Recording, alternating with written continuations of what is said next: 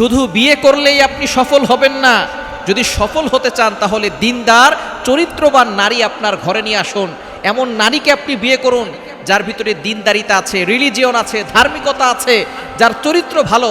এমন মেয়েকে বিয়ে করতে পারলেই আপনি সফল হবেন। অনেকে মনে করে নবীজি সাল্লাল্লাহু আলাইহি সাল্লাম বলেছেন বিয়ে করলে সফল হব, কই আমি তো বিয়ে করলাম সফল হতে পারতেছি না, আরও সংসারের টেনশনে মাথা আমার সব সময় ব্যথা করে।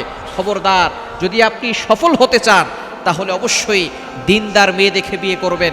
সৌন্দর্যের পিছনে ছুটবেন না, আউট বিউটি দেখে পাগল হয়ে যাবেন না। ভিতরের বিউটি দেখবেন, ভিতরের সৌন্দর্য দেখবেন। যেই নারীর ভিতরটা ভালো, সেই নারী কালো হলেও সেই নারীর থেকে আপনি সুখ পাবেন, শান্তি পাবেন, মজা পাবেন। কিন্তু যার উপরেরটা ভালো কিন্তু ভিতরে সব কথা দিয়ে তর্ক ঝগড়া ফাসাদ দিয়ে ভরা, সেই নারীর কাছে আপনি কখনো সুখ পাবেন না। এজন্য বিয়ে করতে চান, তাহলে সফল হতে চান, তাহলে অবশ্যই আপনি দিনদারিতা দেখে তারপরে বিয়ে করেন, তাহলে অবশ্যই এই বিয়ে আপনার বরকত নিয়ে আসবে, বিয়ে আপনার জন্য কল্যাণ নিয়ে আসবে।